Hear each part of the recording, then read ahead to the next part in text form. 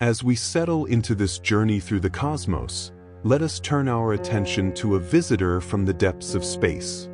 A traveler that crossed unimaginable distances to pass through our small corner of the universe. This is the story of 3I/Atlas, an object that began as a mystery and revealed itself to be something far more remarkable than anyone initially imagined. Our story begins not with the moment of discovery, but before it, long before human eyes first noticed this distant wanderer. You see, in the world of astronomy, sometimes we find things that were already there, hiding in plain sight, captured by cameras pointed at the sky but not yet noticed, not yet understood. These are called precovery images, and for 3I/Atlas, they exist from August of 2019. 4 months before anyone knew to look for it, this object was already there, already making its way through our solar system, already captured in photographs, sitting at a distance of 4.2 astronomical units from the Sun. To put that in perspective, that's more than 4 times the distance between the Earth and the Sun out beyond Mars, beyond the asteroid belt, in that quiet region of space where sunlight grows dim and cold. During those months, as it crept closer, 3I/Atlas spent most of its time in the southern skies. If you were standing at the equator or anywhere in the southern hemisphere during late 2019, this object was somewhere above your horizon, though far too faint for the naked eye, drifting through constellations that northern observers rarely see. It moved through that celestial landscape that has guided sailors and dreamers in the southern reaches of our world for millennia, unseen, unnoticed, just another point of light among billions. And then, on January 13, 2020, something subtle but significant happened. 3I/Atlas crossed the celestial equator. Think of the celestial equator as an invisible line projected into space, an extension of Earth's own equator stretched out to infinity. When an object crosses this line, it transitions from the southern celestial hemisphere to the northern one. For observers, this meant that 3I/Atlas was now climbing higher in northern skies, becoming accessible to telescopes in places like North America, Europe, and Asia. It was moving into a position where more eyes, more instruments, could turn their attention toward it. But we're getting ahead of ourselves. Let's return to the moment when this visitor first announced its presence to humanity. December 28, 2019. While much of the world was in that quiet space between Christmas and New Year, when time seems to slow down and the year winds to a close, astronomers at the Atlas Survey in Hawaii were doing what they do every clear night, scanning the skies for anything that moves, anything that changes, anything new.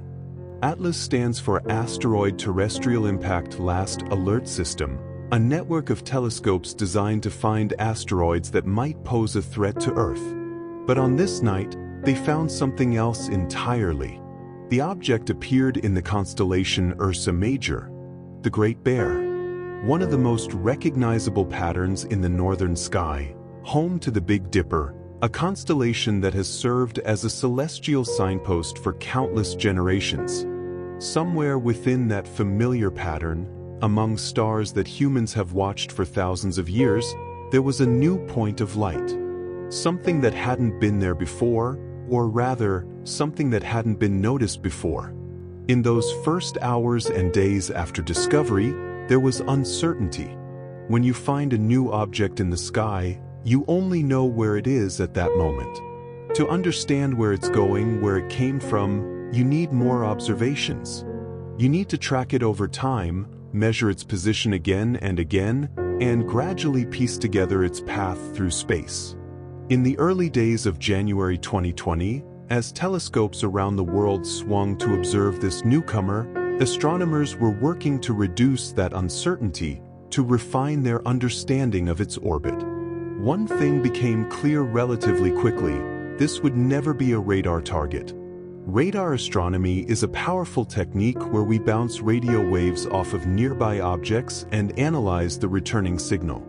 It gives us incredibly precise information about an object's distance, speed, and even surface properties.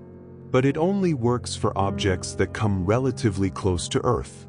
3I/Atlas, even at its nearest approach, would remain too distant for our radar signals to reach it and return with enough strength to be useful. This visitor would keep its secrets, revealing itself only through the passive light it reflected or emitted, only through the patient work of optical telescopes. The object was given a preliminary designation, C/2019 Y4 Atlas. In the systematic naming convention of astronomy, the C indicates a non-periodic comet, one that isn't expected to return on a regular schedule like Halley's Comet or others that loop around the Sun in predictable orbits. The 2019 tells us the year of discovery, though as we know, the object had been photographed earlier in recovery images. Y4 is a code that indicates when in the year it was found. The Y represents the second half of December, and the 4 means it was the fourth such object discovered in that period. And Atlas, of course, credits the survey that first reported it. But here's where things got a bit confusing for those following the story. Atlas, as a survey, had discovered other comets before. There was C/2019 Y1 Atlas, and C/2018 W2 Atlas, and others. For a time, when people spoke about the Atlas comet, it wasn't always clear which one they meant.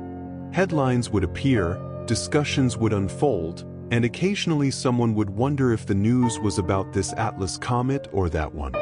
It's a small footnote in the story, but worth noting. In a universe with billions upon billions of objects, even our naming systems sometimes struggle to keep everything perfectly distinct. So there it was, in the first days of 2020, a newly discovered object designated as a non-periodic comet, climbing northward through the sky, being tracked by telescopes around the world. Astronomers were gathering data, refining orbits, trying to understand what exactly had wandered into our neighborhood. But they didn't yet know the most important thing about this visitor. They didn't yet know that it wasn't from our neighborhood at all. They didn't yet know that 3I/Atlas had come from somewhere else entirely, from the vast space between the stars, from a place where our sun is just another faint point of light among thousands. That revelation was still to come, and when it did, it would transform this object from an interesting comet into something far more extraordinary. For now, though, in those early weeks, it was simply a comet, a faint, distant traveler, moving through Ursa Major, slowly revealing itself to patient observers. Its secrets were still hidden in the data being collected, in the precise measurements of position and brightness, in the careful calculations that would soon reveal its true nature. And so our story truly begins here, with a faint object in a familiar constellation, with recovery images showing it had been approaching for months, with uncertainty about its path, and with a name that would briefly cause confusion before its true significance became clear. A stranger was approaching, and humanity was just beginning to notice. As January turned to February in 2020, something unexpected began to happen. The faint visitor that had been discovered just weeks earlier was changing. It was brightening. And not just brightening slowly, as comets sometimes do when they approach the sun, but brightening rapidly. Unusually rapidly. The kind of brightening that makes astronomers sit up and take notice, that makes them recalculate their predictions, that makes them start to wonder if perhaps something special is unfolding in the sky above us. To understand what was happening, we need to talk about what makes a comet behave the way it does. Comets are often described as dirty snowballs, chunks of ice and rock left over from the formation of our solar system, preserved in the deep freeze of the outer reaches of space. When a comet falls inward toward the sun, the warmth of sunlight begins to vaporize those ices, creating the glowing atmosphere and tail that make comets so spectacular. But not all ices are created equal. Some materials are more volatile than others, meaning they turn from solid to gas at much lower temperatures. What astronomers were observing with 3I/Atlas was the sublimation of what we call supervolatiles. These are substances like carbon monoxide and molecular nitrogen that can vaporize even in the extreme cold of the outer solar system, far from the sun's warmth. As these supervolatile materials began to turn to gas, they carried dust particles with them, creating a growing cloud around the comet's nucleus. This cloud reflected sunlight, and from Earth's perspective, the comet appeared to be brightening dramatically. It was a deceptive brightening, in a sense, because it wasn't necessarily indicative of what the comet would look like when it got truly close to the sun. It was just the most volatile materials responding to even the faint warmth they were beginning to feel. At this point in its journey, 3I/Atlas was still far from the sun-water ice. The most abundant ice in most comets doesn't begin to sublimate in any significant way until a comet reaches about 2.5 astronomical units from the sun. Our visitor was still beyond that threshold. The dramatic activity astronomers were seeing was all from those more exotic, more volatile materials.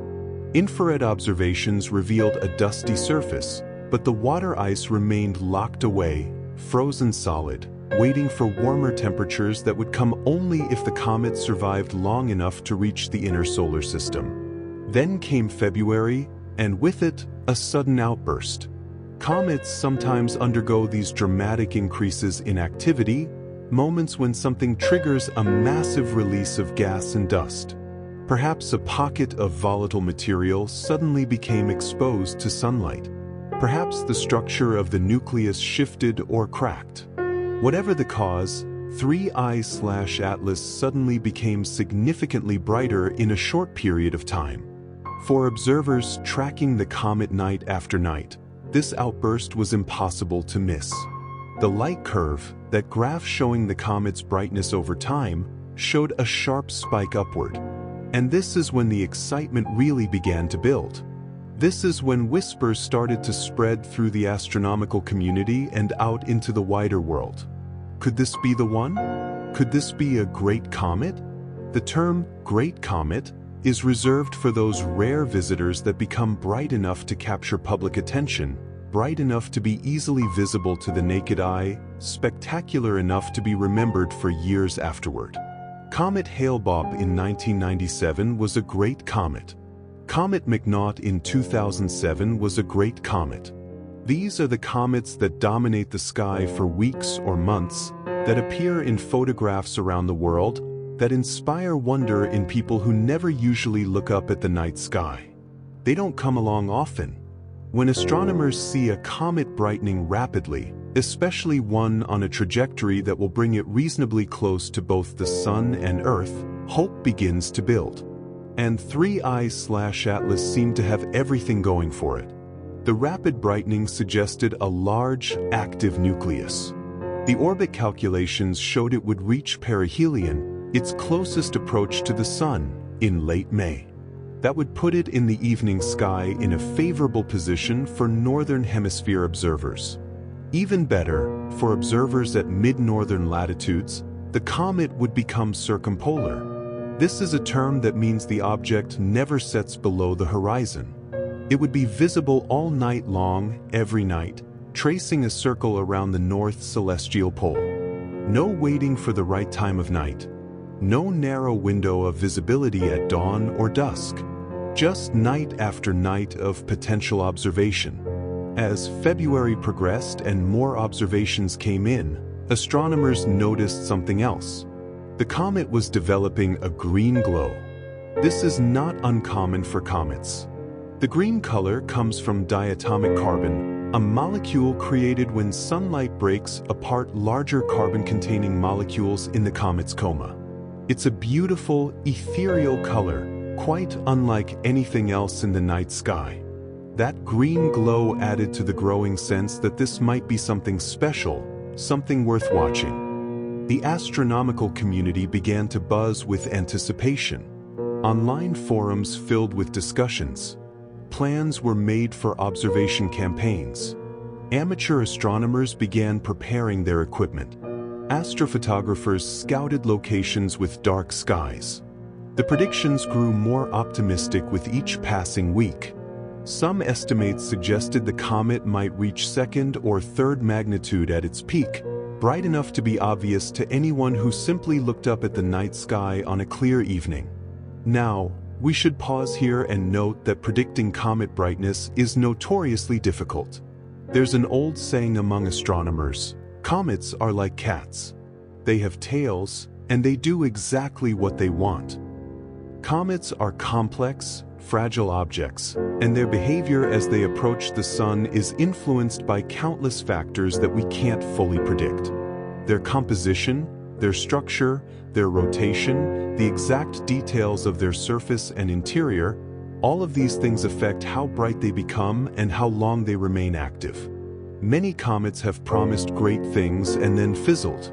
Comet Kohoutek in 1973 was predicted to be spectacular and ended up being a disappointment. Comet Ison in 2013 was supposed to be the comet of the century and broke apart before reaching perihelion. But hope is a powerful thing, and the early signs from 3I/Atlas were genuinely encouraging. The brightening was real, not just wishful thinking. The green glow was visible in telescopes and long-exposure photographs. The comet was responding to the sun's warmth in exactly the way you'd hope a potentially great comet would respond. When we talk about the actual peak brightness that 3I/Atlas achieved during this period of optimism, we're looking at magnitude 7.5 or thereabouts. Now, for those unfamiliar with astronomical magnitude scales, smaller numbers mean brighter objects, and the scale is logarithmic. The faintest stars visible to the naked eye under dark skies are around magnitude 6. So at magnitude 7.5, 3I/Atlas was still just beyond naked eye visibility for most observers. You needed binoculars or a telescope to see it clearly. But that was okay. It was still getting closer. It was still brightening. The best was presumably yet to come. And indeed, at this point in early 2020, 3I/Atlas was the brightest comet in the sky. For comet enthusiasts, this was enough. Here was an object worth monitoring, worth photographing, worth staying up late to observe. Even if it never became a naked eye spectacle, it was putting on a show for those with the equipment to watch. The hype continued to build throughout March. Articles appeared in astronomy magazines and websites. News outlets began to pick up the story. A bright comet is approaching, they announced. It could be visible to the naked eye by May.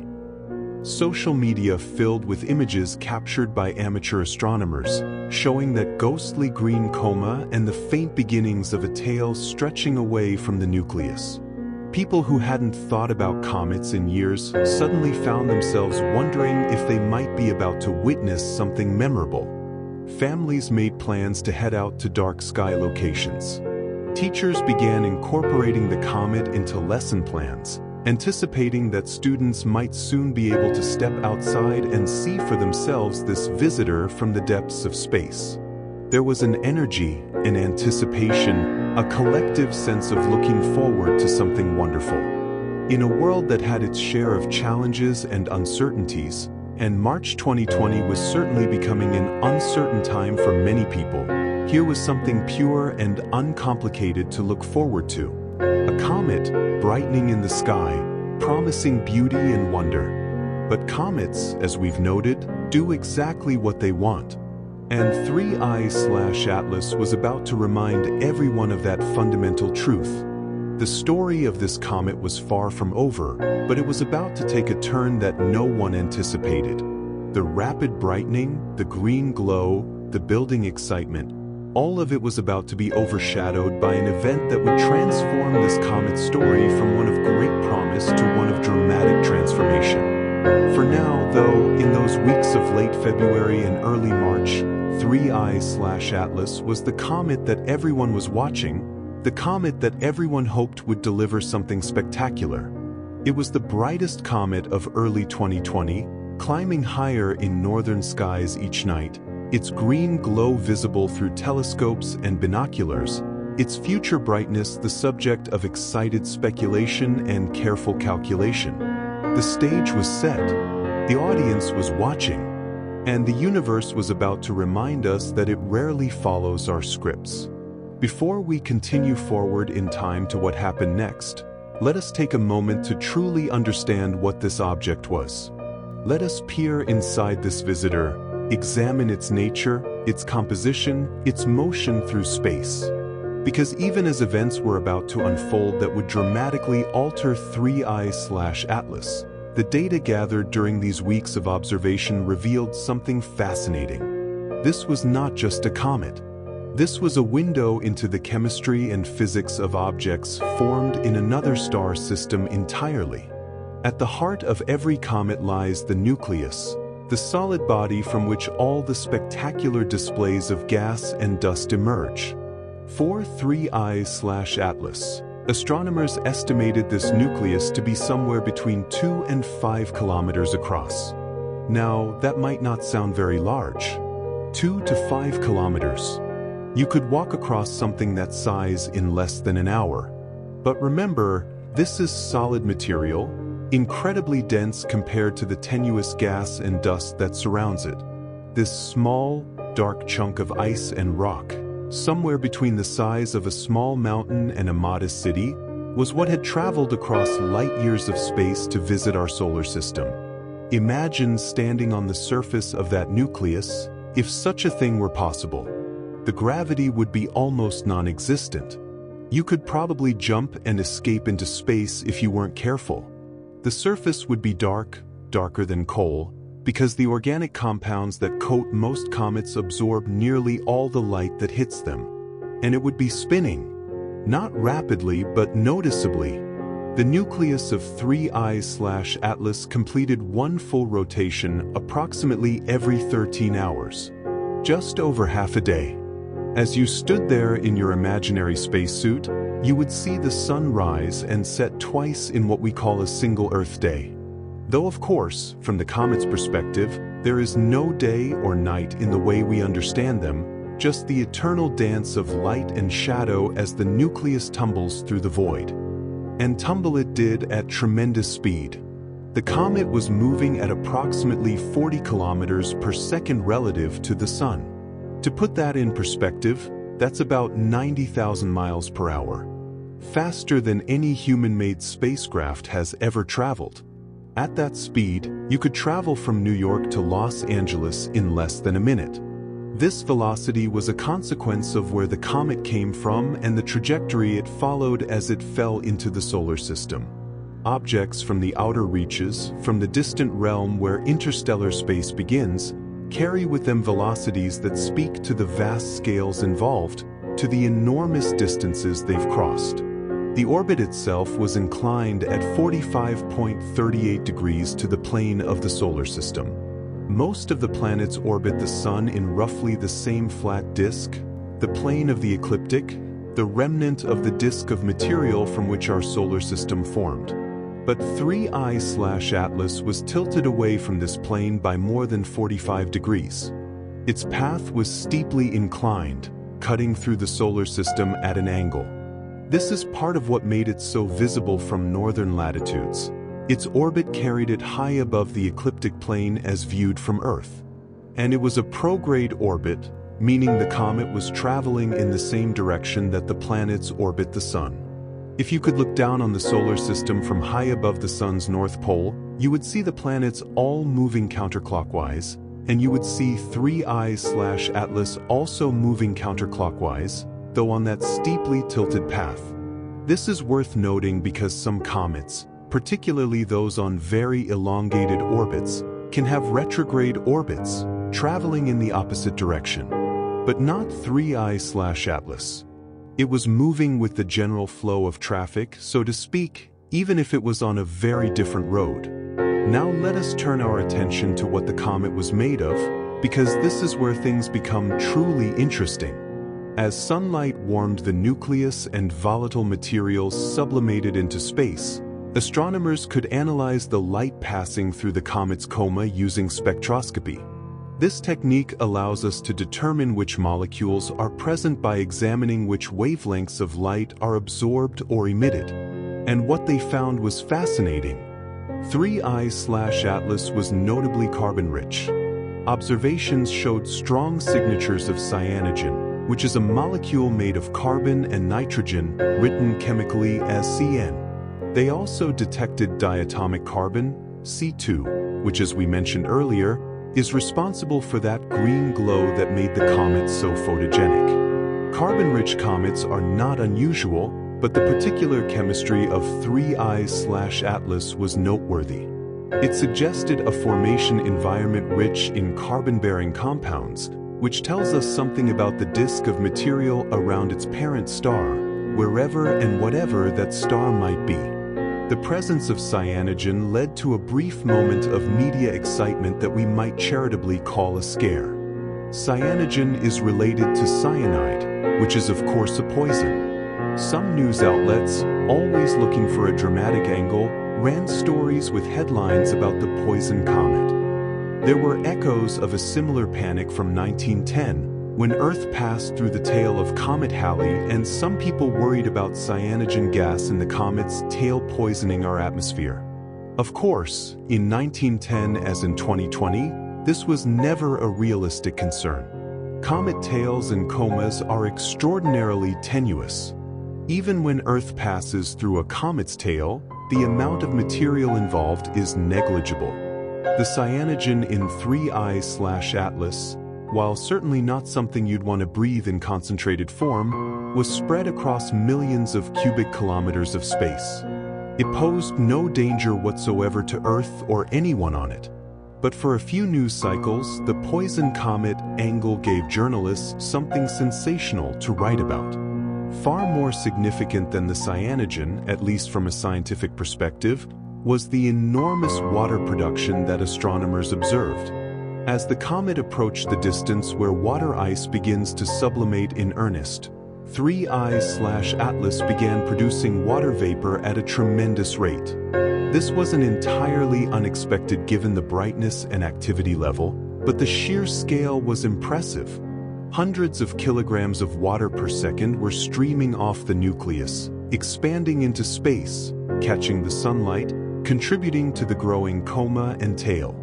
This water production became even more apparent when we look at observations from the Solar and Heliospheric Observatory, SOHO, a spacecraft stationed about 1 million miles from Earth in the direction of the Sun. SOHO has instruments that can observe the Sun's corona and the space around the Sun, and one of the things it can detect is the enormous hydrogen cloud that surrounds active comets.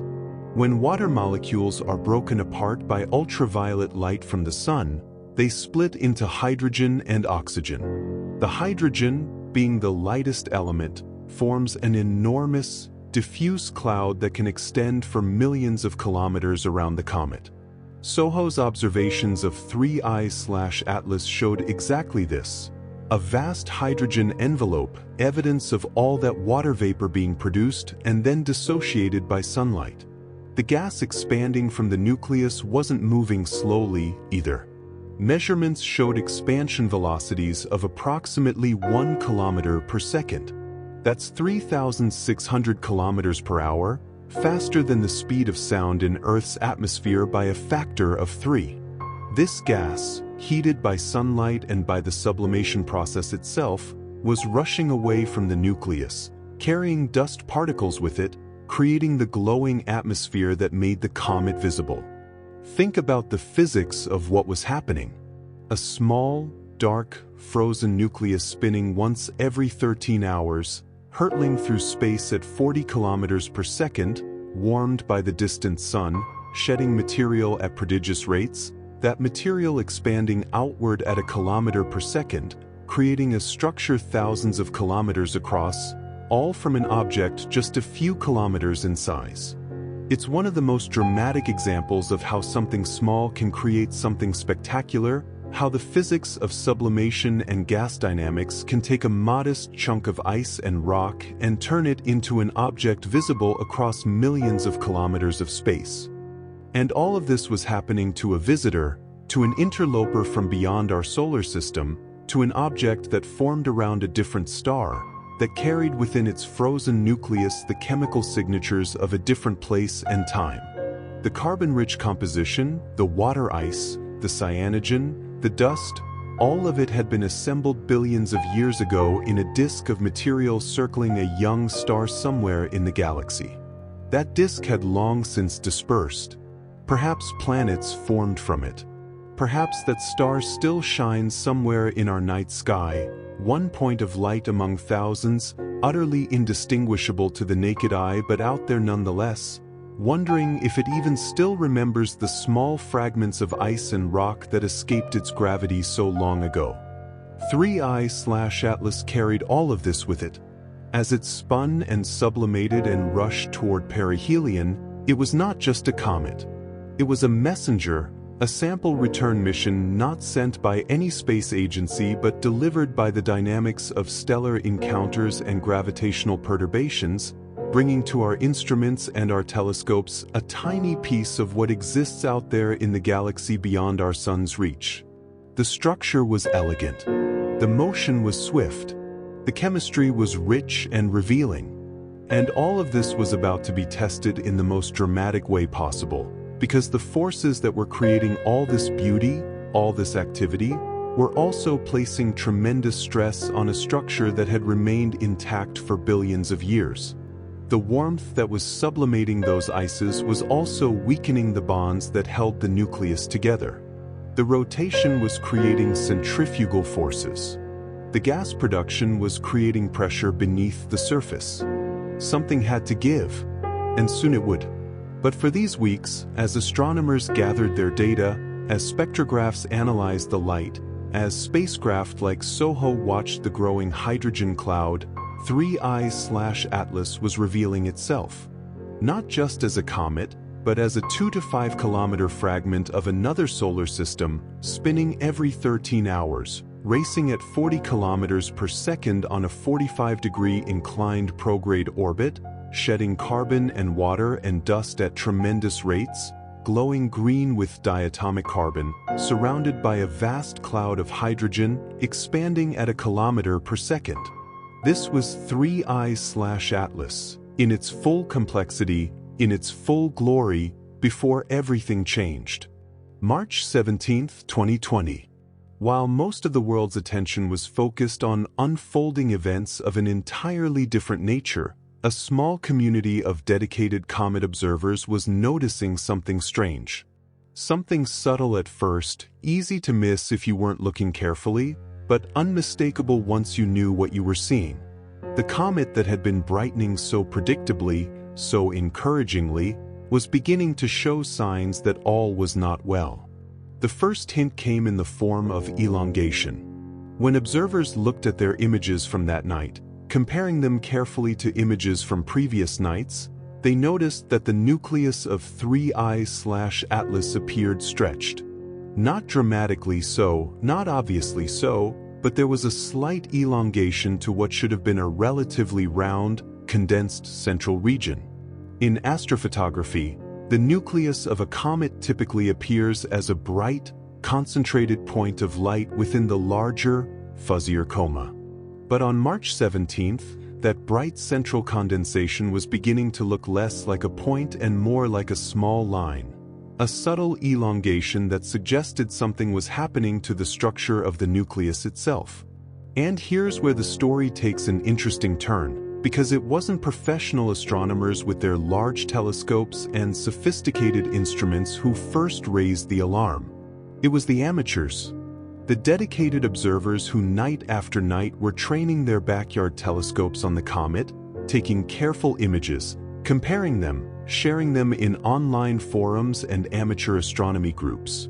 These are the people who know their equipment intimately, who know what a comet should look like, who have the experience to notice when something is just slightly off. And they were saying, look at this. Something's changed. Something's happening. This is one of the beautiful aspects of modern astronomy. The professionals have their massive instruments and their sophisticated analysis techniques, But the amateurs have numbers and dedication. There are thousands of amateur astronomers around the world, many with excellent equipment, and they observe every clear night. They share their data freely. They discuss what they're seeing. And when something unusual happens, they're often the first to notice because they're watching so consistently, so carefully. The discussions began in earnest on amateur astronomy forums and social media groups. Images were posted and analyzed. Veteran comet observers chimed in with their thoughts. And the consensus began to form. The comet's appearance was changing in ways that were concerning. This wasn't just normal variation. This wasn't just the comet becoming more active. Something more fundamental seemed to be happening. As more observations came in over the following days, another change became apparent. The tail morphology was shifting. A comet's tail is not a static thing. It changes constantly as the production of gas and dust from the nucleus varies, as the comet's orientation relative to the Sun and Earth changes, as solar wind and radiation pressure shape the flowing material. But experienced observers know the normal range of variation, and what they were seeing with 3I/Atlas was outside that range. The tail was becoming more diffuse in some areas, more structured in others. There were hints of multiple streamers or fragments within the tail, features that suggested the source, the nucleus, was no longer behaving as a single, coherent object. It's like watching smoke from a campfire.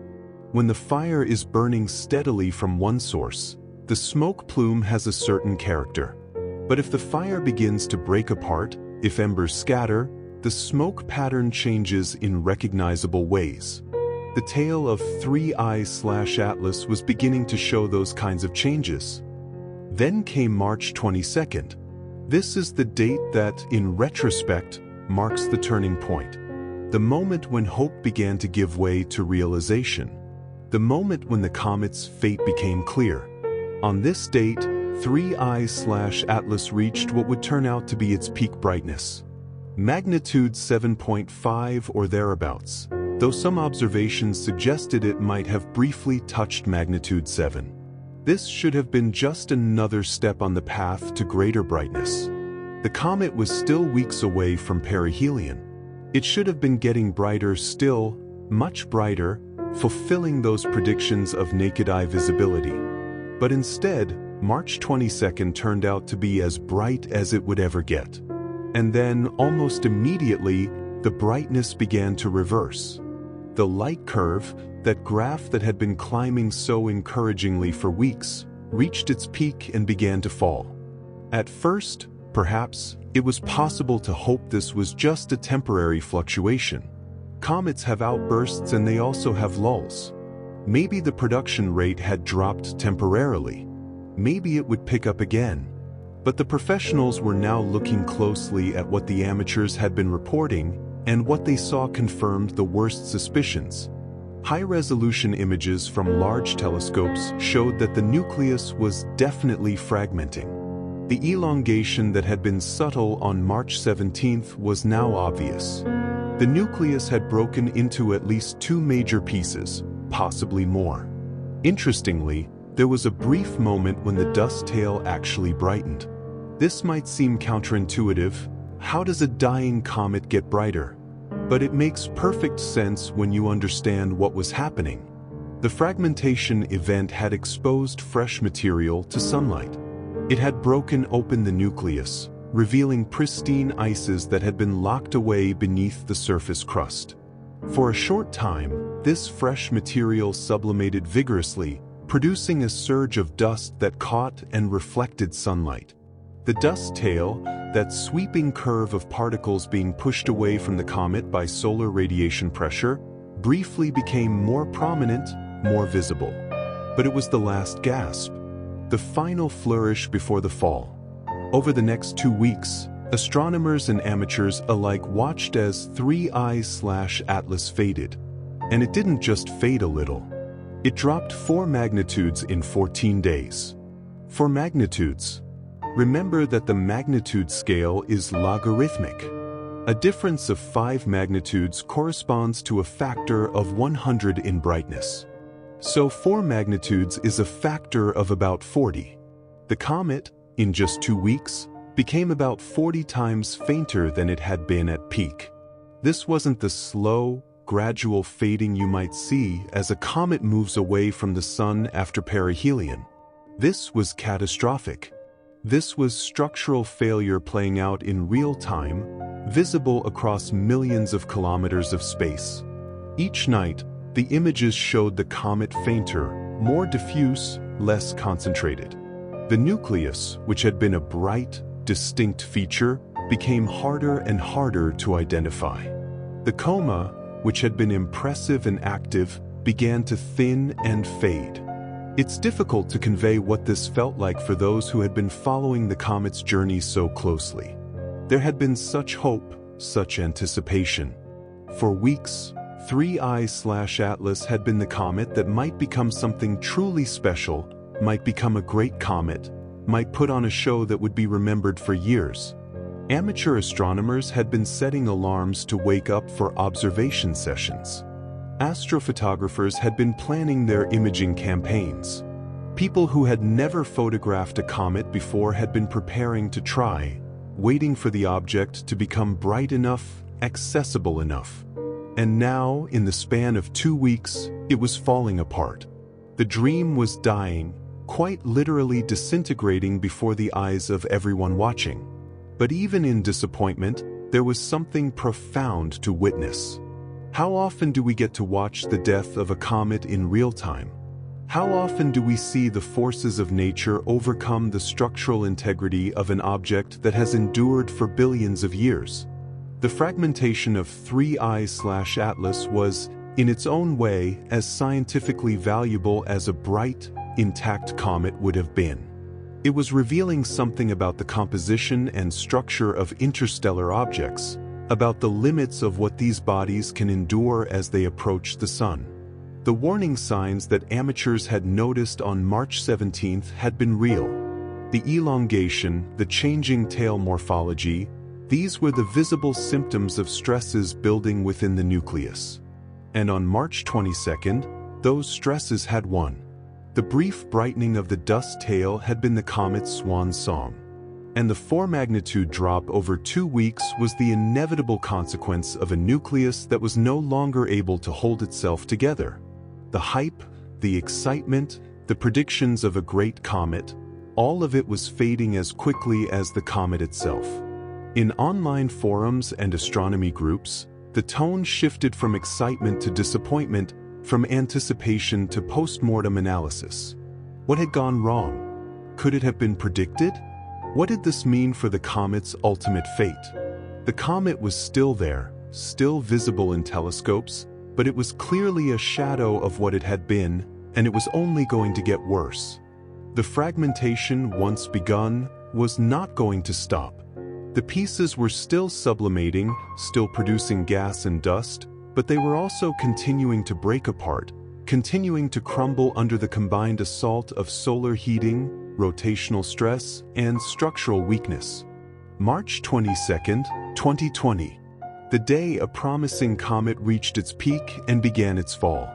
The day the warning signs that amateurs had noticed became impossible to ignore.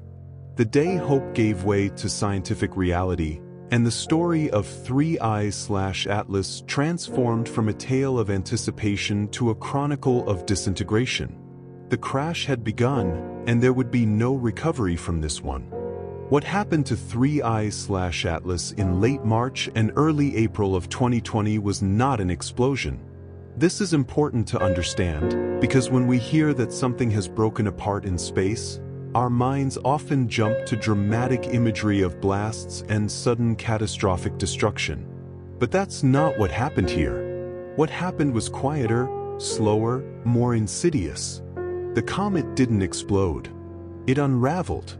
Picture a structure that has been held together for billions of years by its own weak gravity and by the frozen integrity of its ices.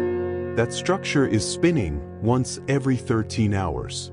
It's being heated unevenly by the sun. Gas is erupting from various points on its surface as volatile materials sublimate. Each jet of gas creates a tiny rocket effect, a small thrust in one direction or another. The nucleus is under stress. Thermal stress from the heating, mechanical stress from the rotation, structural stress from the gas production, creating pressure beneath the surface.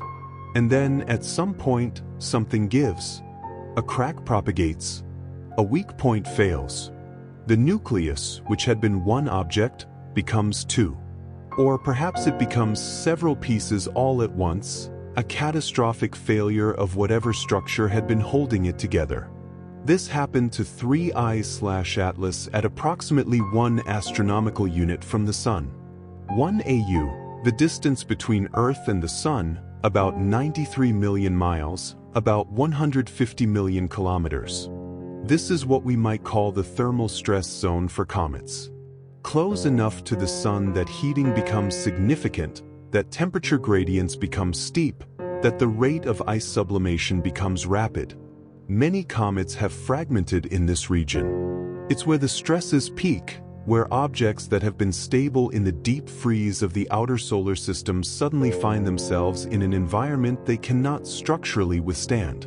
One of the factors that likely contributed to the breakup was spin-up from localized jets. Remember those jets of gas we mentioned, erupting from the surface as ices sublimate?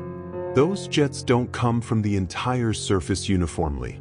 They come from specific active areas, places where volatile rich material is exposed to sunlight.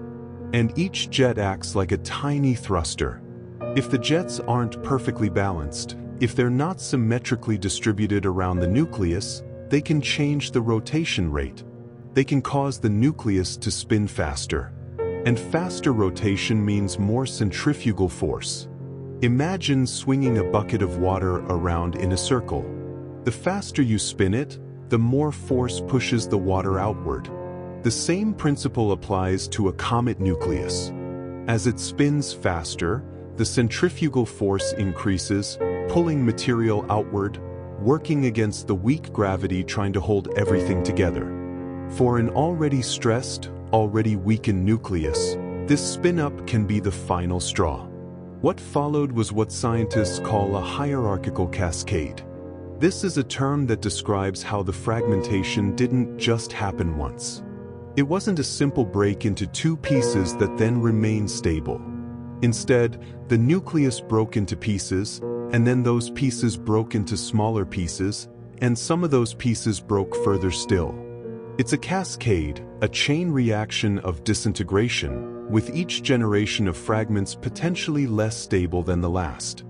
Think of it like dropping a piece of frozen, fractured ice onto a hard surface. It doesn't just split into two neat halves.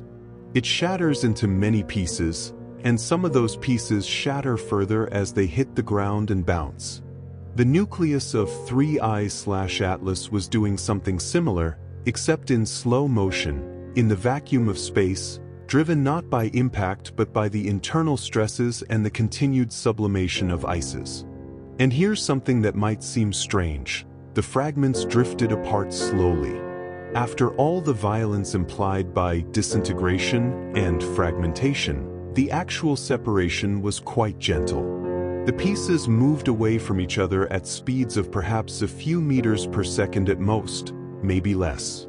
In space, with essentially no gravity to speak of at this scale, even tiny velocities can cause separation. But it's not dramatic. There's no blast wave, no debris flying in all directions at high speed. Just pieces slowly, gently drifting apart, each one surrounded by its own small coma of gas and dust, each one continuing to sublimate and break down further. By early April, professional astronomers with access to large telescopes were obtaining images that clearly showed multiple distinct condensations where the nucleus used to be. The comet was no longer a single object. It was a small swarm of fragments, loosely grouped together, all following essentially the same orbit but slowly spreading out along that orbit and perpendicular to it. This is when the official confirmation came. the Minor Planet Electronic Circular, or MPEC, issued an announcement. This is the official channel through which the astronomical community communicates discoveries and updates about comets, asteroids, and other small bodies in the solar system. The MPEC announcement confirmed what observers had been reporting. C/2019 Y4 Atlas had fragmented. The announcement designated the observable fragments as components A, B, C, and D. Component A was presumably the largest piece, or at least the brightest. Components B, C, and D were additional fragments that were bright enough to track individually. There were almost certainly more fragments than just these four, smaller pieces that were too faint to distinguish individually, that contributed to the overall diffuse appearance of the comet but couldn't be tracked as distinct objects. Naming these fragments might seem like a simple bookkeeping task, but it represents something more significant. When you can identify and track individual fragments, you can study how they move relative to each other, how their brightness changes over time, how they continue to fragment or fade. Each component becomes its own mini-science project, its own window into the structure and composition of the original nucleus. But here's where things became really challenging. Astrometry became nearly impossible. Astrometry is the careful measurement of an object's position in the sky.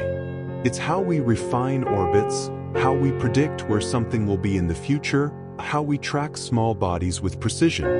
Astrometry requires being able to identify exactly where the center of an object is, so you can measure its coordinates against the background stars. With 3I/Atlas spread out into multiple fragments, each surrounded by its own diffuse coma, each one fading and changing brightness, determining precise positions became extraordinarily difficult. Which fragment do you measure? If you're trying to track the comet, which piece represents the comet's center of mass? If the fragments are close together, how do you separate them in your measurements? And as the fragments continue to fade and diffuse, how do you even identify them reliably from night to night? For the professional astronomers trying to maintain tracking data, this was frustrating. For orbital dynamicists trying to understand the comet's trajectory, this was problematic. The precise positions needed to refine the orbit were becoming harder and harder to obtain. Observations were still being made, but the quality and precision of the astrometry was degrading along with the comet itself. And through all of this, the fragments kept drifting apart. Slowly, gently, but inexorably. Each night's observations showed them a little more separated than the night before. The coma around each fragment grew larger and more diffuse as sublimation continued. The overall brightness continued to fade as the total surface area of active ice decreased, as the fragments became less and less able to maintain cohesive structures. It's worth pausing to consider what this looked like through a telescope. In early March, an observer would have seen a comet, a bright central condensation with that beautiful green coma and a faint tail stretching away. Classic comet morphology. By mid-April, that same observer, looking at the same sky coordinates, would have seen something much more diffuse. Perhaps a few faint condensations if the telescope and conditions were good enough. Perhaps just a vague, ghostly smudge. The transformation was dramatic, and to those who had been following the comet's journey from discovery through its promising brightening and now through its death, it was poignant. This was the disintegration. Not a moment, but a process. Not an explosion, but an unraveling. A hierarchical cascade of fragmentation at 1 AU in the thermal stress zone, driven by spin-up from localized jets, resulting in components A, B, C, and D slowly drifting apart while astrometry became increasingly challenging and the scientific community documented the death of what had once been a promising comet. The nucleus had fallen apart. The structure that had survived billions of years of drifting through interstellar space, that had endured whatever gravitational perturbation had sent it toward our solar system, that had made it all the way to within Earth's orbit of the Sun, that structure had finally met its limit. The forces of solar heating and rotational stress had proven too much. And now there was no going back, no possibility of recovery. The comet that had been designated C/2019 Y4, Atlas, that had excited astronomers and amateurs alike with its rapid brightening, that had been projected to become a great comet, was now officially, irreversibly dying. The fragments would continue to fade. They would continue to break apart. And eventually, they would become too faint to observe at all, leaving behind only the data that had been collected, only the images that had been captured, only the memory of what might have been and the scientific lessons learned from watching a comet die. In the history of astronomy, there have been many comets that have broken apart. It's not an uncommon fate for these fragile visitors from the outer solar system. But never before had humanity possessed such an array of instruments, such powerful telescopes both on the ground and in space, to document the death of a comet in such extraordinary detail. As 3I/Atlas fell apart in April and May of 2020, observatories around the world and in orbit turned their attention to the dying comet, capturing images and data that would provide unprecedented insight into what happens when these ancient objects finally succumb to the stresses of approaching the Sun. Among the most striking images came from the Hubble Space Telescope. Hubble, orbiting Earth above the distorting effects of our atmosphere, has the ability to resolve details that ground-based telescopes simply cannot match. Using its wide-field camera 3, Hubble captured images of the fragmentation in progress. And what those images showed was both beautiful and haunting. The fragments were twinkling. Now, this wasn't twinkling in the sense that stars appear to twinkle due to atmospheric turbulence. This was something else entirely. The brightness of individual fragments was changing on timescales of hours to days. Some pieces would brighten temporarily as fresh ice became exposed or as a particularly active jet turned toward the Sun. Others would fade as they exhausted their volatile materials or as their rotation carried active regions out of sunlight. The overall effect, when you compared images taken at different times, was that the fragment field appeared to be twinkling, with different pieces waxing and waning in brightness. Hubble's sharp eyes revealed approximately 30 distinct fragments in its images from late April. 30 pieces where there had once been one nucleus. And these weren't arranged in a tight cluster.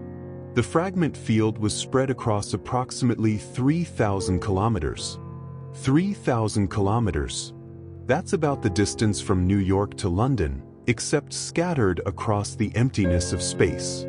Each fragment was surrounded by its own small coma, its own envelope of gas and dust.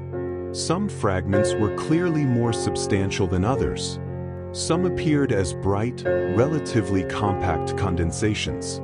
Others were barely distinguishable from the diffuse background glow. The images were stunning in their clarity and sobering in what they revealed. This was not a comet that had simply split in 2 or 3 pieces.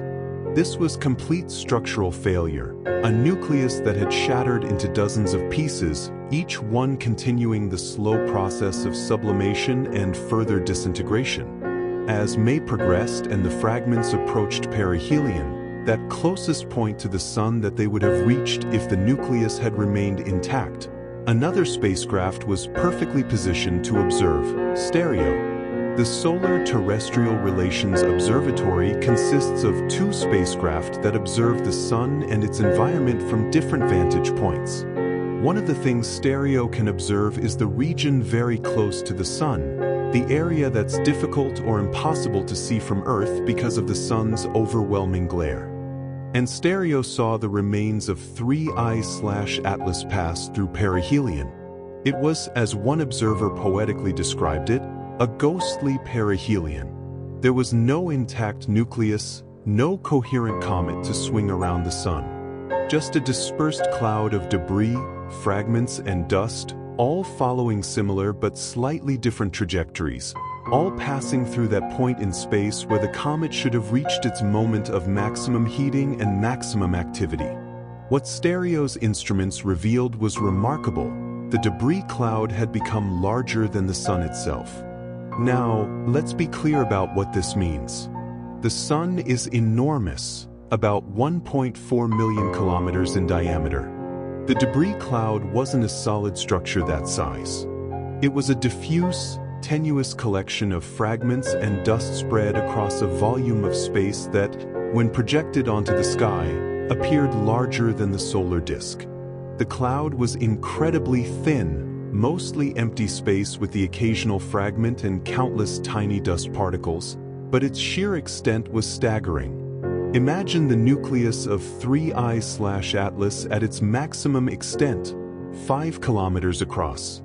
Now imagine that same mass of material spread across a volume larger than the Sun. The transformation from compact, solid object to diffuse, ephemeral cloud was complete. The comet had become a ghost of itself, literally and figuratively. While space telescopes provided the dramatic images, ground-based observatories were conducting detailed scientific analysis of the fragments. Large telescopes, with their sophisticated instruments, were gathering spectra and monitoring the evolution of the debris field night after night.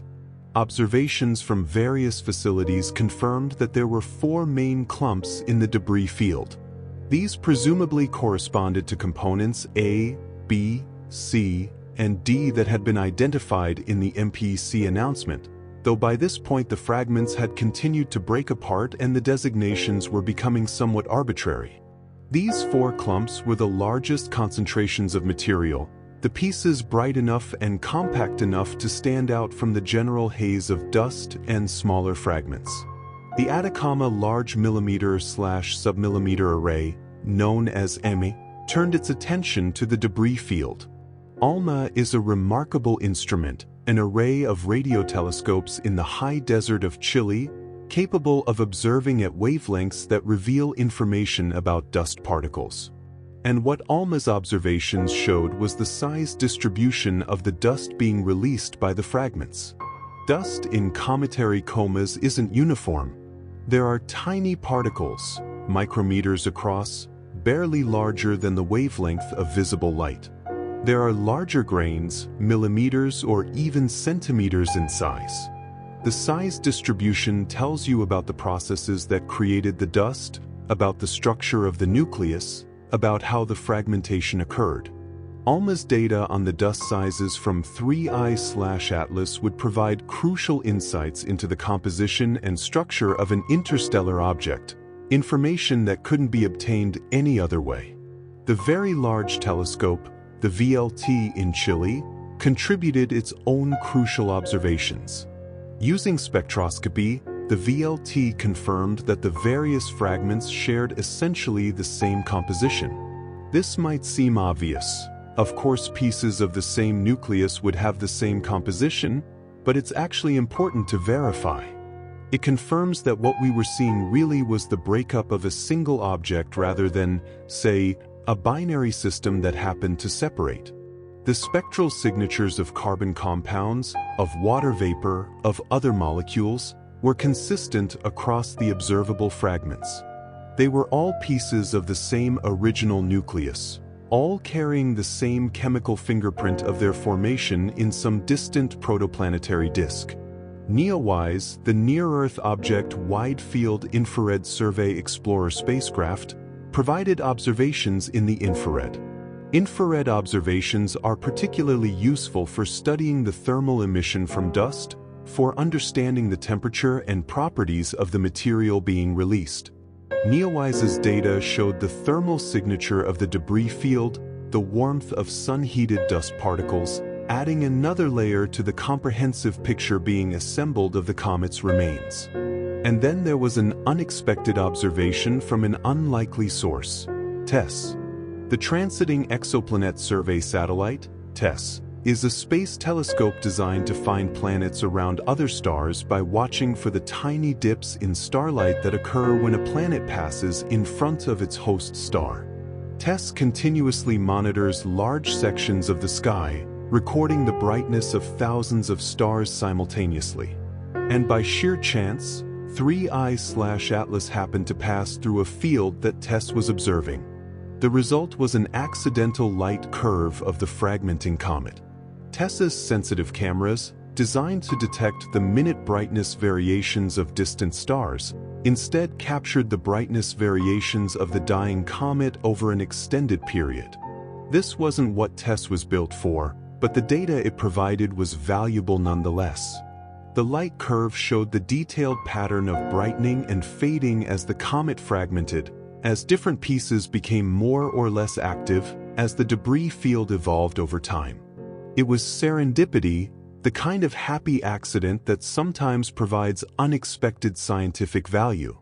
From Hubble's detailed images showing 30 twinkling fragments spread across 3,000 kilometers, to Stereo's observation of a debris cloud larger than the Sun drifting through a ghostly perihelion, to ALMA's measurements of dust particle sizes, to the VLT's confirmation of shared composition, to NEOWISE's infrared thermal data, to TESS's accidental light curve. The death of 3I/Atlas was being documented from every possible angle, in every available wavelength, by instruments on the ground and in space. It was an unprecedented observation campaign, not planned in advance but assembled spontaneously as the opportunity presented itself. Every major observatory that could see the comet, that had time in their schedule, that could justify the observation, turned their instruments toward this dying visitor. Graduate students wrote proposals.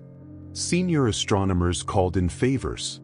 Observation time was juggled and reallocated, because everyone recognized that this was a unique opportunity. Here was an interstellar comet, only the third ever confirmed, and it was falling apart in a way that revealed its interior structure, its composition, its physical properties. Every observation was a piece of the puzzle. Every spectrum, every image, every light curve added to humanity's understanding not just of this particular object, but of interstellar objects in general, of comet structure, of the processes that govern fragmentation.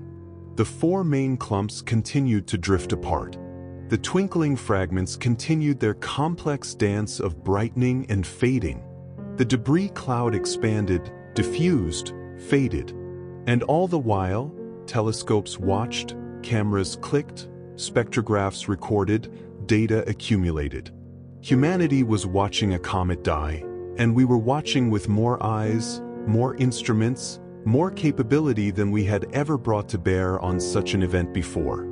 The death of 3I/Atlas, disappointing as it was for those who had hoped to see a great comet, was turning into one of the most comprehensively documented fragmentations in astronomical history.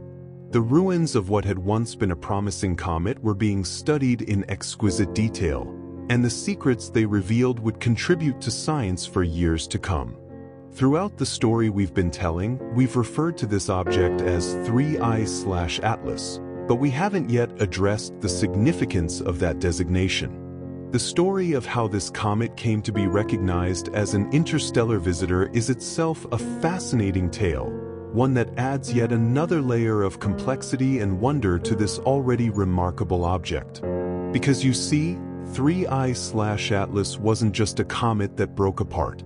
It was something far more extraordinary, and the recognition of what it truly was came only after it had already begun to die. Let us talk about interstellar visitors. Most comets and asteroids in our solar system are gravitationally bound to the Sun. They orbit in ellipses, returning again and again over periods ranging from a few years to millions of years. But occasionally, very occasionally, something passes through our solar system that isn't bound to the Sun at all. Something moving on a hyperbolic trajectory, an open curve rather than a closed ellipse. Something that came from interstellar space and will return to interstellar space, visiting our solar system just once in its billions of years of existence. The first confirmed interstellar visitor was 1I/Oumuamua, discovered in 2017. It was unlike anything we'd seen before, elongated, tumbling, showing non-gravitational acceleration that suggested outgassing but without a visible coma. It revolutionized our understanding of what exists in the space between stars. The second was 2I/Borisov, discovered in 2019. This one looked like a comet, behaved like a comet, and provided the first opportunity to study an active interstellar comet with our full array of modern instruments. And the third was 3I/Atlas. But here's where things become delicate, where the physics becomes subtle and the definitions become crucial. 3I/Atlas had what we call a barely hyperbolic orbit. To understand what this means, we need to talk about orbital eccentricity. An ellipse has an eccentricity less than 1. The parabola, the boundary between bound and unbound orbits, has an eccentricity of exactly 1. And a hyperbola, an unbound orbit that will escape the solar system, has an eccentricity greater than 1. The orbit of 3I/Atlas had an eccentricity just barely over 1. We're talking about a tiny excess, a value like 1.0001 or thereabouts. This means the object was moving just barely fast enough to escape the sun's gravity. Any slower and it would have been on an extremely elongated elliptical orbit, bound to the sun, destined to return in hundreds of thousands or millions of years. Any faster and it would have been obviously hyperbolic, clearly interstellar. But this tiny excess created a problem. Because when you measure an orbit, there's always uncertainty. The positions you measure aren't perfectly precise. The gravitational influences of planets perturb the orbit slightly. Non-gravitational forces from outgassing can change the trajectory. And when the eccentricity is so close to 1, these uncertainties matter enormously. The International Astronomical Union, the IAU, has strict thresholds for designating something as interstellar. They require that the orbit be measured well enough that the uncertainty doesn't overlap with E=1. In other words, they need to be confident that the orbit really is hyperbolic, not just apparently hyperbolic within the margins of error. For 3I/Atlas, obtaining that level of certainty took time. Astronomers needed many observations spread over a long baseline to refine the orbit to sufficient precision. They needed to account for all the perturbations, all the forces acting on the comet. They needed to reduce the uncertainties. And remember what we discussed earlier about astrometry becoming nearly impossible once the comet fragmented? This complicated everything. The precise position measurements needed to refine the orbit were becoming harder to obtain just as they were becoming most crucial for the interstellar designation. The official 3I designation, confirming 3I/Atlas as the third interstellar object, arrived after the comet had already fragmented, after it had already peaked in brightness and begun its terminal decline. The confirmation of its interstellar nature came while astronomers were watching it die. There's something poignant about that. This visitor from beyond our solar system was only officially recognized as such while it was in the process of disintegration, its debris scattered across millions of kilometers, its nucleus reduced to fragments and dust. But the interstellar designation, as momentous as it was, came with complications that made the story even stranger. You see, there were indications that 3I/Atlas might be what some astronomers called a returning interstellar object. Now, this phrase seems contradictory at first. How can something be both interstellar and returning? If it's interstellar, it's not bound to our sun, so how can it return? The answer lies in the long, complex history that an object can have as it travels through the galaxy. 3I/Atlas may have been gravitationally bound to the sun in the distant past. Perhaps billions of years ago, it orbited in the outer reaches of our solar system. Then, at some point, a gravitational interaction, perhaps a close encounter with one of the giant planets, perhaps a perturbation from a passing star, gave it just enough energy to escape. It drifted away into interstellar space. But space is vast and gravity has a long reach. An object that escapes the solar system with very low excess velocity doesn't necessarily travel far. It might drift out only a fraction of a light-year before the combined gravitational influence of the galaxy, of passing stars, of the general dynamics of stellar motion begins to affect it. And given enough time, given the right combination of perturbations, that object might find its way back. Not on a bound orbit, but on a trajectory that brings it back through the solar system one more time before it departs again, this time perhaps for good. Evidence for this possibility came from something called the Tisserand parameter. This is a value calculated from an object's orbital characteristics that remains roughly constant even when the orbit is perturbed by planets. Objects that formed in our solar system tend to have Tisserand parameters in a certain range. Interstellar objects have values outside that range. But 3I/Atlas had a Tisserand parameter that was ambiguous. It was in a region that could suggest either a long-period solar system object or a returning interstellar visitor. The debate among orbital dynamicists was technical and nuanced. Some argued the Tisserand parameter suggested 3I/Atlas might have originated in our solar system. Others pointed out that a true interstellar object could have similar values if it had been gravitationally scattered by planets during a previous passage through the inner solar system long ago. The question remained open, a subject of ongoing analysis and discussion. Another clue came from the ecliptic crossing geometry. The ecliptic, remember, is the plane of Earth's orbit, the flat disk in which most of the planets orbit the Sun. Objects that formed in our solar system tend to cross the ecliptic at certain angles. Interstellar objects, coming from random directions in the galaxy, don't follow that pattern.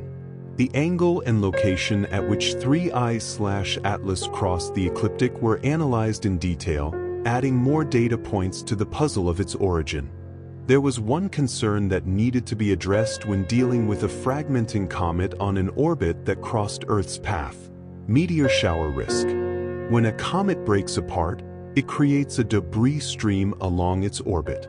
If Earth passes through that debris stream, the result is a meteor shower as the particles burn up in our atmosphere.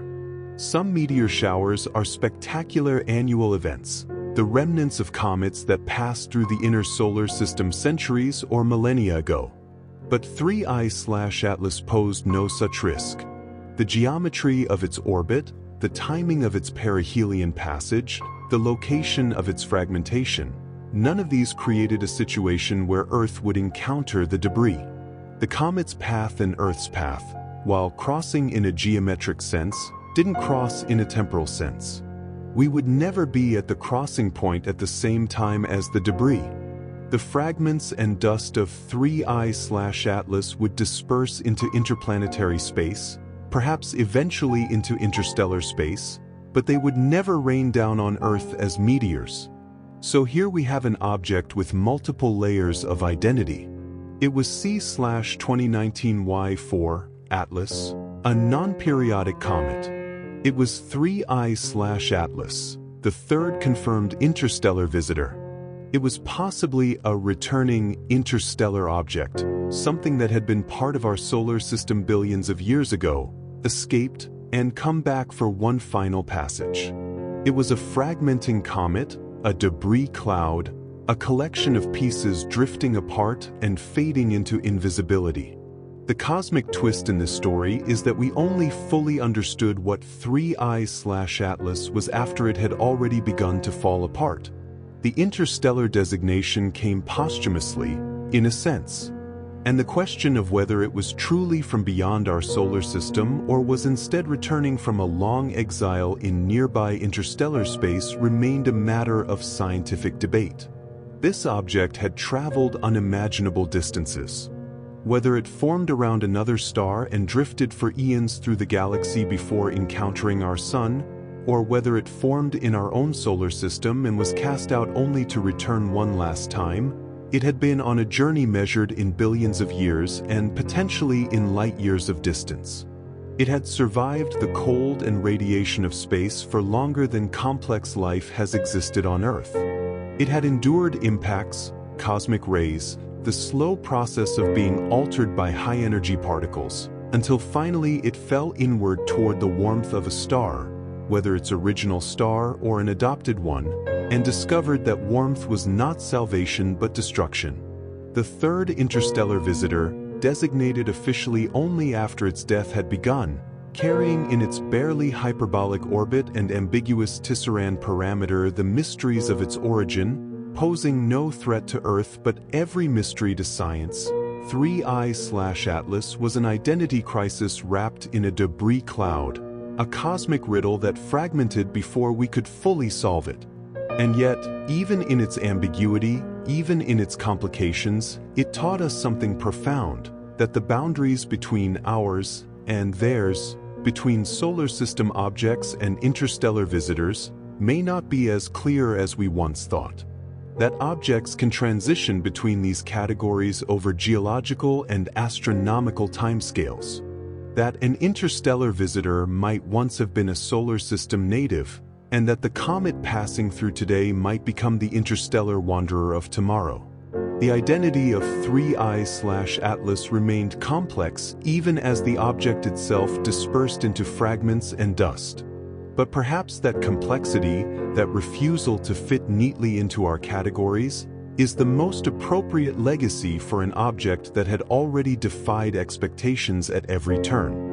As astronomers analyze the orbit of 3I/Atlas in greater detail, comparing it to the vast catalog of known comets, something extraordinary emerged.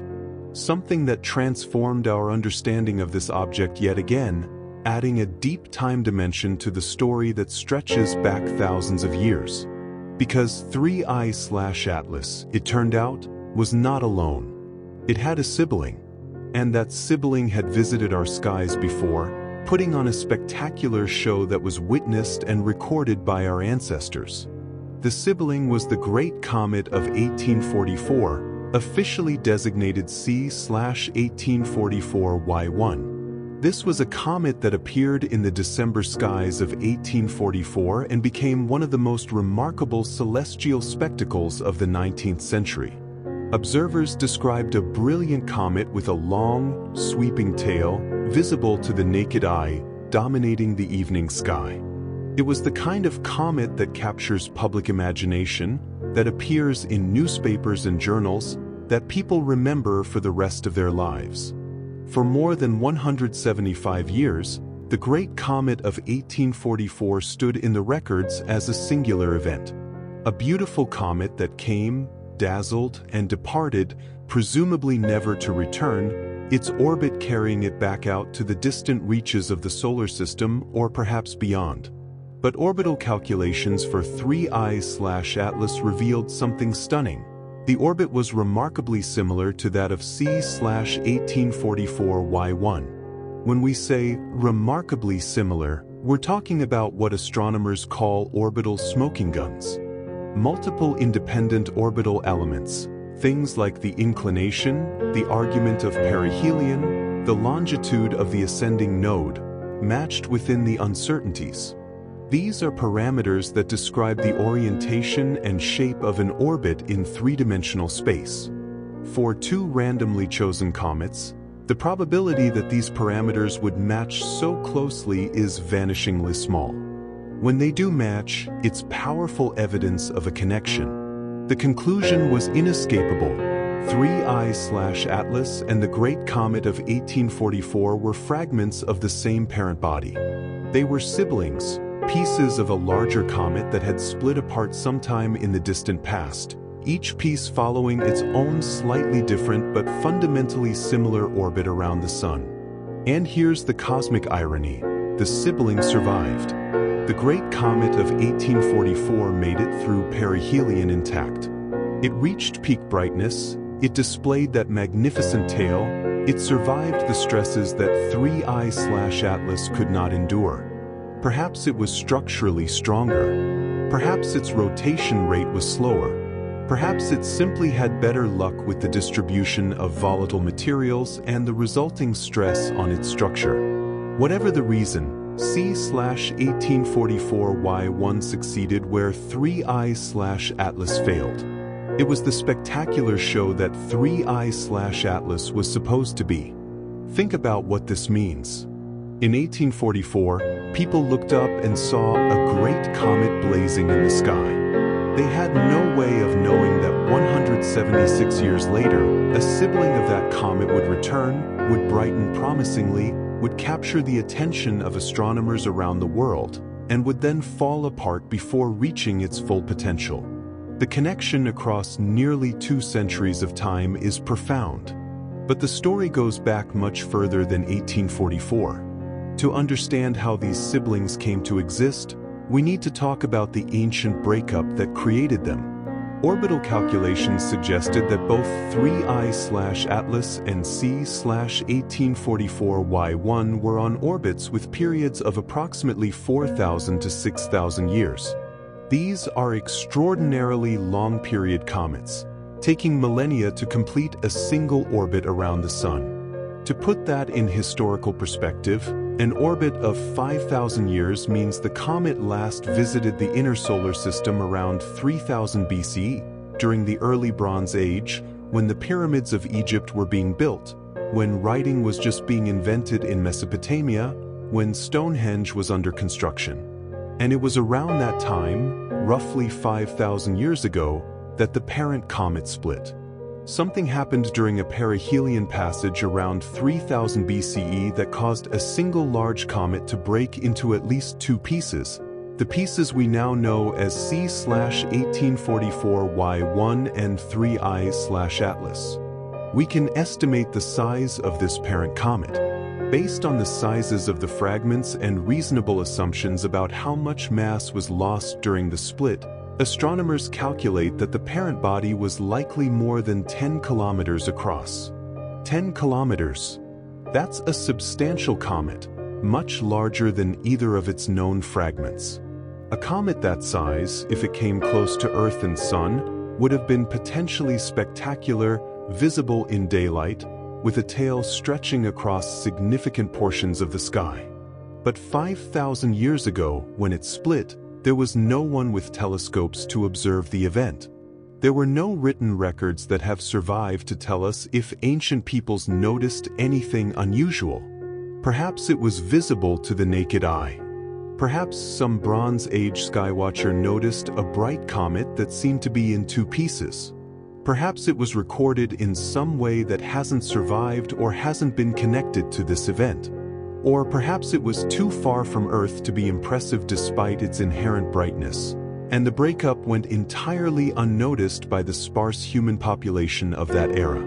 Whatever happened, the result was at least 2 fragments following slightly different orbits, each with a period of several thousand years.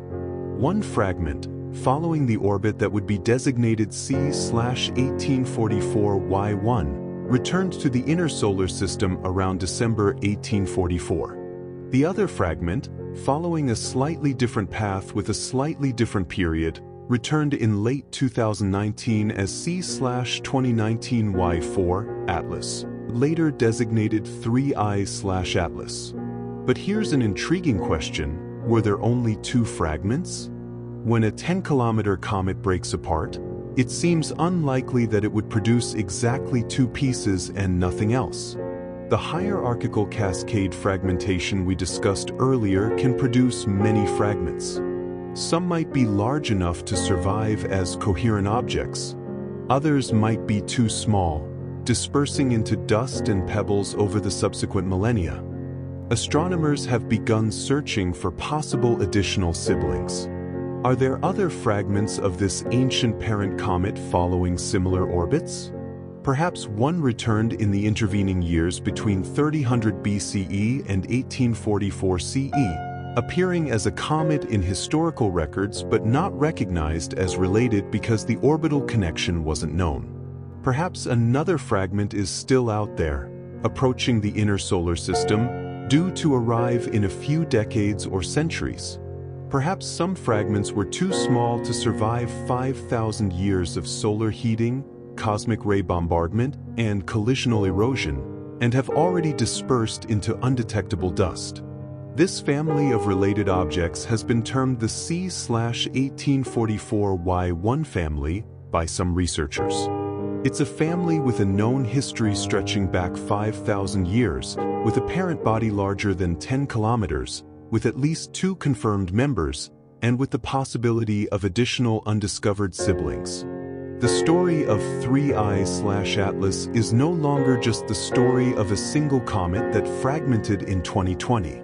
It's the story of a fragment that was created 5,000 years ago, that orbited the Sun for millennia in the cold outer solar system, that returned to the inner solar system in late 2019, that brightened promisingly, that captured our attention and our hopes, and that then fragmented just as its parent had fragmented 5,000 years before. It's a story that connects the Great Comet of 1844, witnessed by our great-great-great-grandparents, to a comet observed with our most sophisticated modern instruments.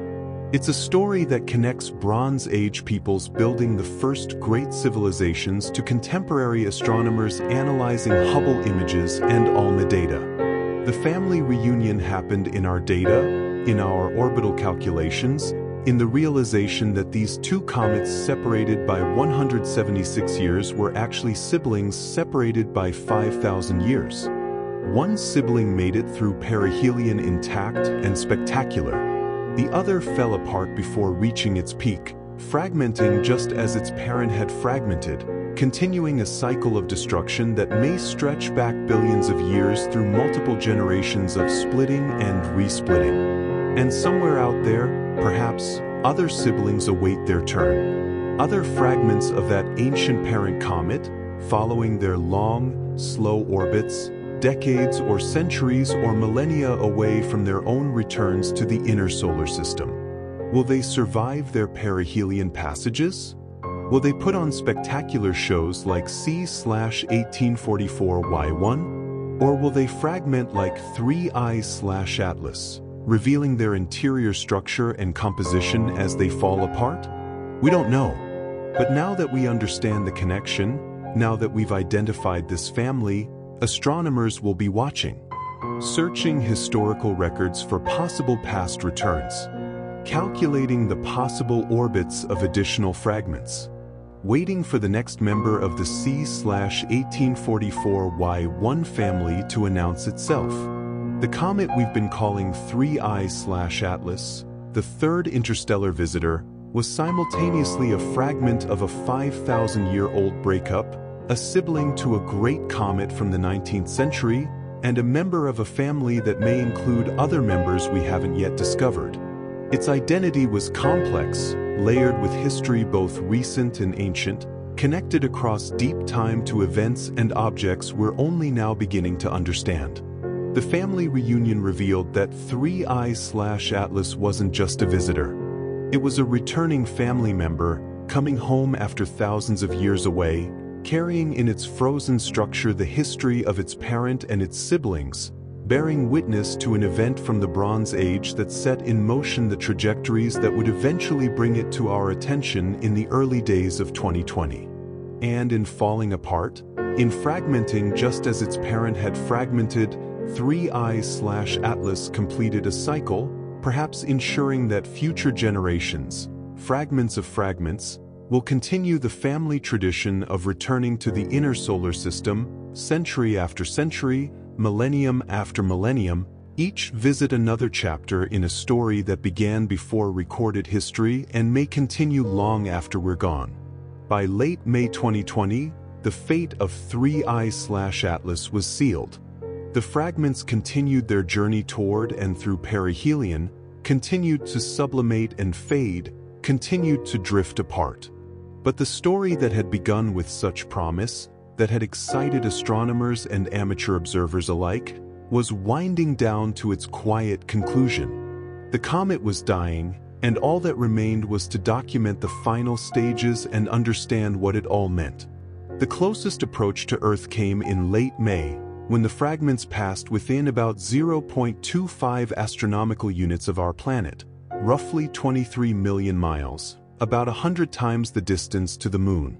Under other circumstances, this would have been an ideal viewing geometry. A bright comet at that distance would have been spectacular, easy to observe, perfect for detailed study. But 3I/Atlas was already dead in any meaningful sense. The fragments were faint, diffuse, scattered. The close approach that should have been the highlight of the apparition was instead just another data point in the decline. By late July, the brightest fragments had faded below magnitude 20. For reference, that's approximately 400 times fainter than the faintest stars visible to the naked eye under perfect dark sky conditions. You would need a substantial telescope and a sensitive camera even to detect anything at all. For most observers, 3I/Atlas had simply vanished, fading into the background noise of the universe.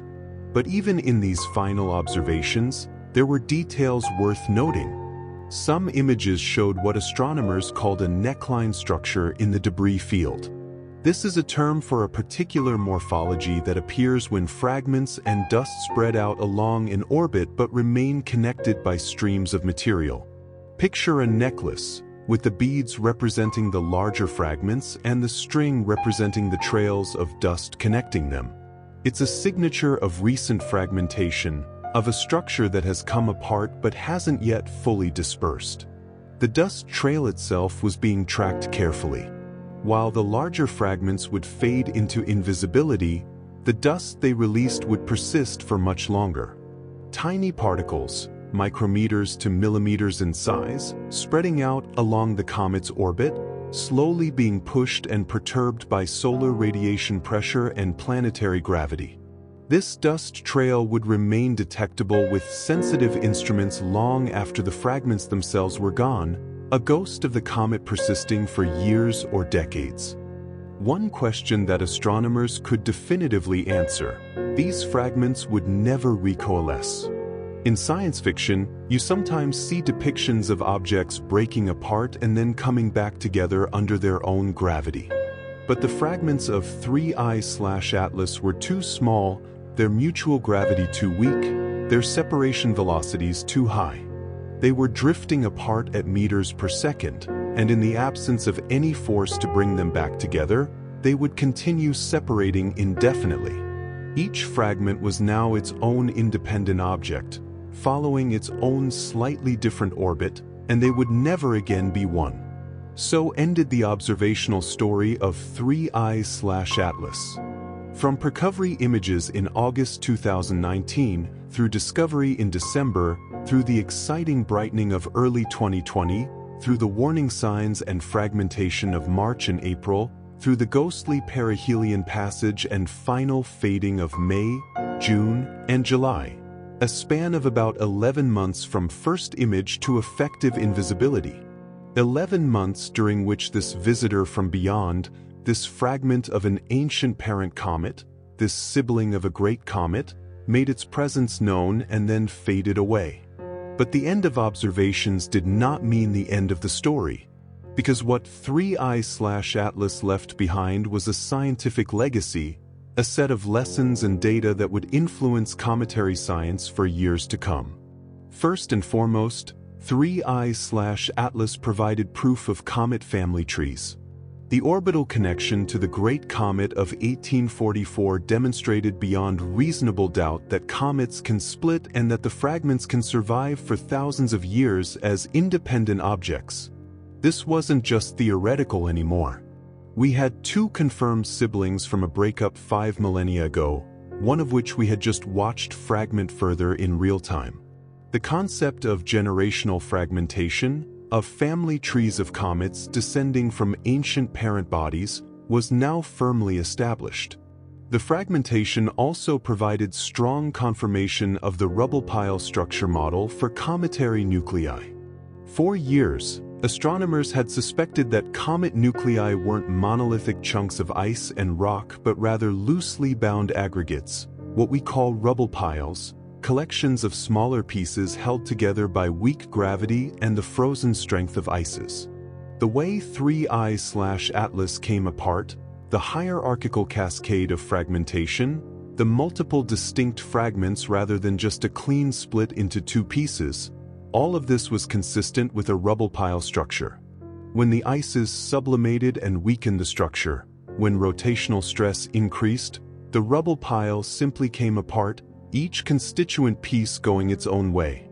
3I/Atlas also highlighted the particular fragility of what are called dynamically new comets. These are comets on very long-period orbits making their first or second visit to the inner solar system.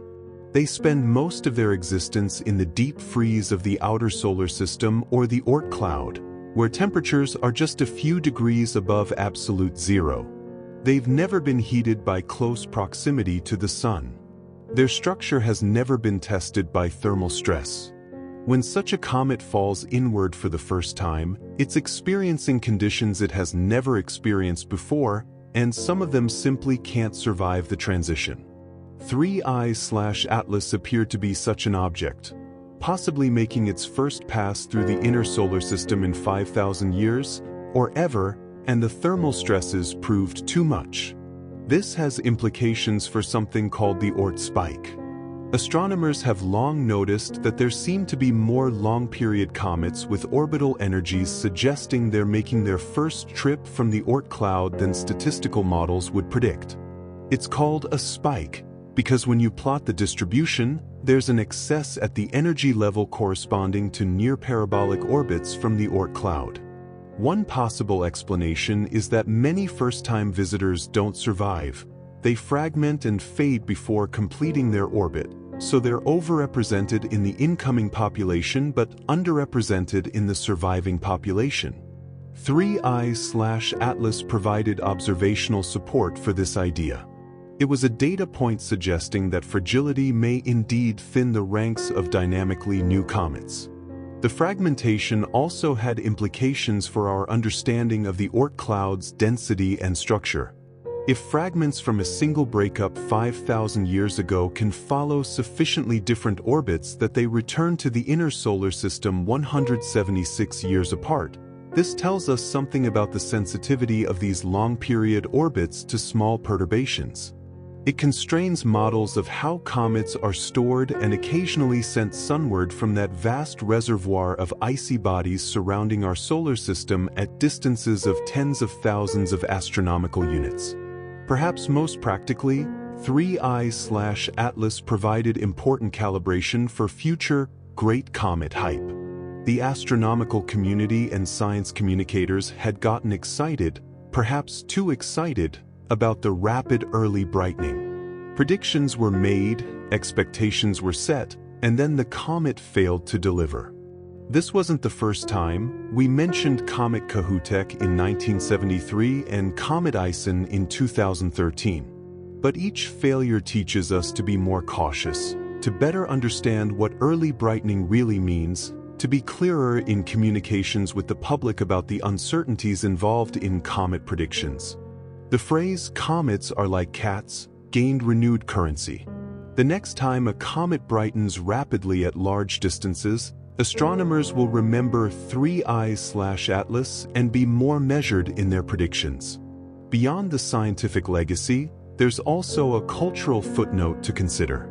3I/Atlas is often compared to Comet Ison, that 2013 comet that was supposed to be spectacular and instead disintegrated as it passed too close to the sun.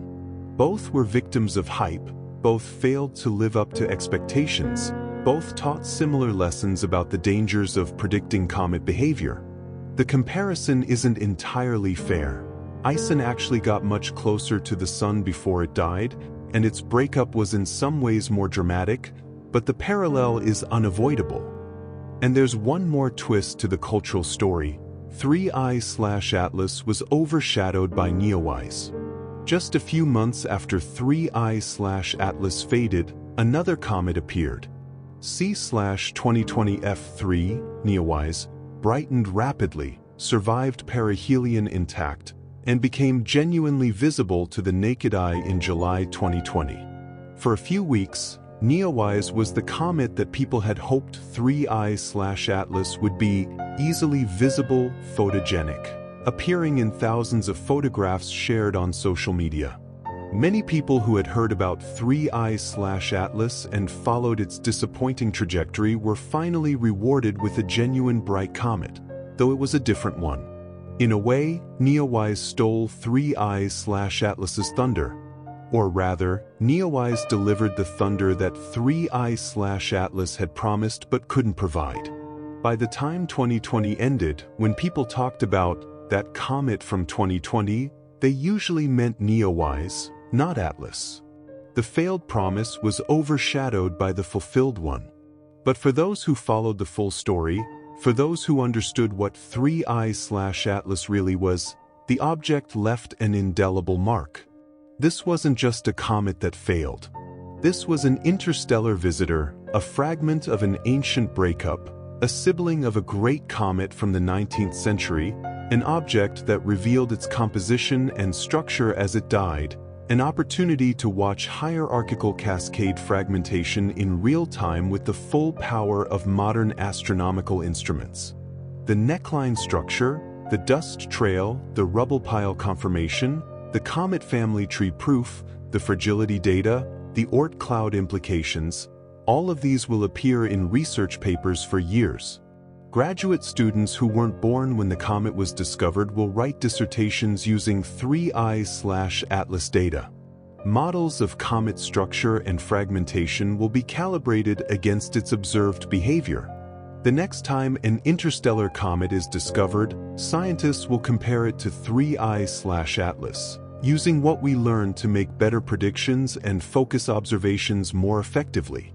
And somewhere in the data archives, in the servers at NASA and ESA and observatories around the world, the images remain. Hubble's view of 30 twinkling fragments. Stereo's observation of a debris cloud larger than the Sun, ALMA's measurements of dust particle sizes. TESS's accidental light curve. Thousands of images from amateur astronomers, documenting night by night the brightening, the peak, the decline. 3I/Atlas is gone, dispersed into fragments and dust that will never reassemble, fading into invisibility, becoming just another entry in catalogs and databases. But the lesson remains. The data remains. The scientific legacy remains. And the story remains. A story of a visitor from beyond, of ancient connections and modern observations, of hope and disappointment, and, ultimately, of understanding. The comet came, briefly burned bright in our attention if not quite in our skies, fell apart, and departed. But it left us richer for having witnessed its journey and its demise. And that, in the end, is what we ask of any cosmic visitor. Not that it live up to our expectations, but that it teach us something true about the universe we inhabit. The end came in late July 2020, fading below magnitude 20, too faint for most telescopes, too diffuse to track with precision. But the afterlife continues in the research, in the lessons learned, in the data that will inform our understanding of comets for decades to come. 3I/Atlas is dead. Long live the science it made possible.